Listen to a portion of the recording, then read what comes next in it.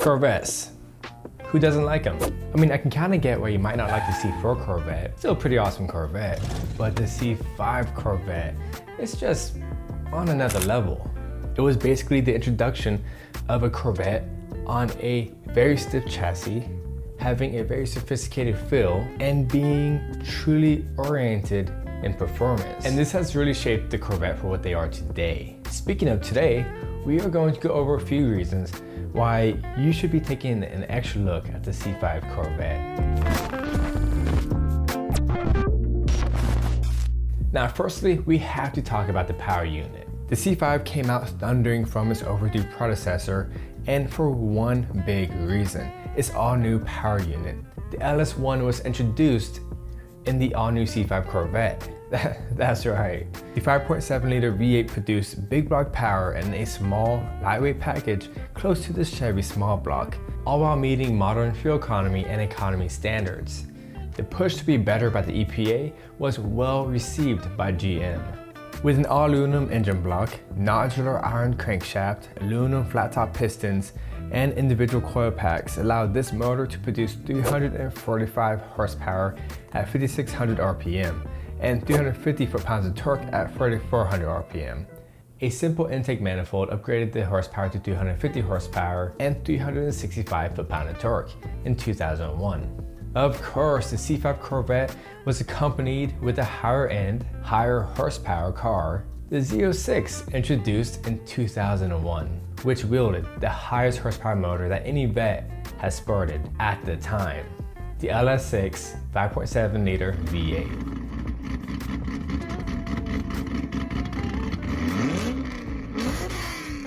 It had a more aggressive cam, ported cylinder heads, high flow intake manifold, which bumped the power output to 385 horsepower, which was soon updated to 405 horsepower. This motor gave the Z06 a 4-second 0 to 60.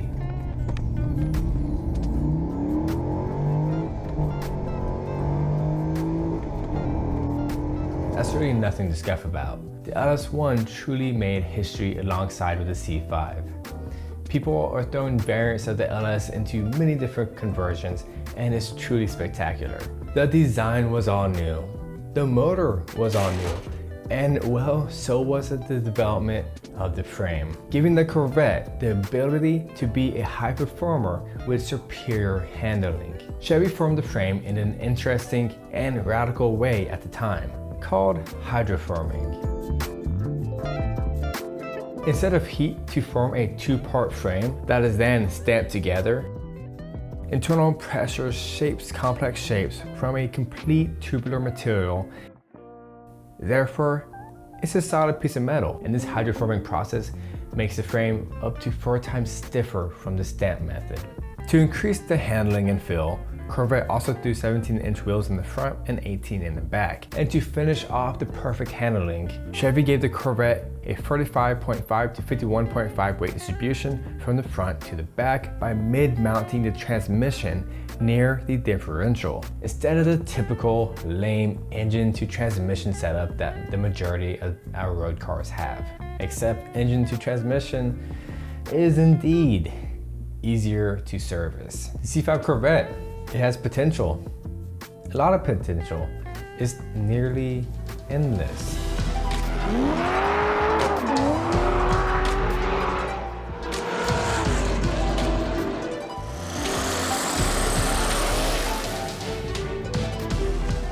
And if you have ever been to a drift event, you would have seen at least one Corvette tearing up the track.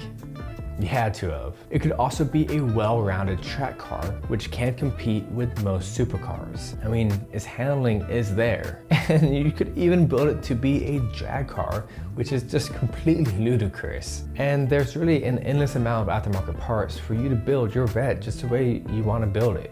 After all, we are car enthusiasts. We want to build our car the way we want to build it. Now, we could spend some time talking about the exterior and just how beautiful it is.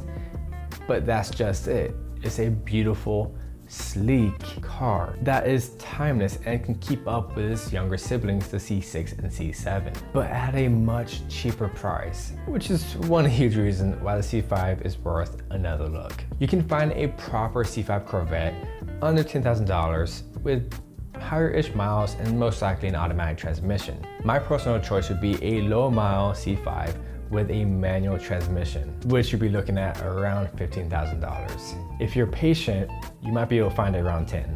And it's actually pretty surprising. I remember looking at C5 Corvette prices before COVID started, and the prices haven't really changed since then. I remember being able to find a manual for $10K and under, but the manual transmission is the only price that has changed. And I think that's mainly due to all the new cars coming out with automatics. So a manual transmission is becoming more and more rare. But if you're spending that much money on a Corvette, you want to know about its reliability, because you don't want to be stranded on the side of the road on issues that you just accidentally overlooked. So bear with me as I go through some of the common issues. The targa tops can leak water, which is usually just an old weather stripping that needs to be replaced. Scratches on the rocker panel and front bumper due to people not knowing how to drive a low car, and the jacking points may be damaged because people don't use jacking pucks on this low car. The ABS module may fail due to a bad soldering joint, and depending on the year, you may have to replace it entirely. Pop-up headlight gears can fail, you just have to replace the gears. Steering wheel may lock and not unlock. You'll just have to install a steering wheel condom lock bypass or a bypass kit, and the oil pressure sensor may fail. It's a cheap part, it's just a tight squeeze to replace it. Overall, the motor is very reliable, and if it has not been dogged most of its life, you should see around 300,000 miles out of this Corvette. And it most likely will not leave you stranded on the side of the road unless that steering wheel gets locked. Now, would you buy a C5 Corvette? Comment down below. I personally would love one. I have all the issues kind of broken down more in-depthly, and I'll link that video down below, or you can check it out right here. This is Chris with AutoMotivate. Always appreciate and respect one another. Have a great day.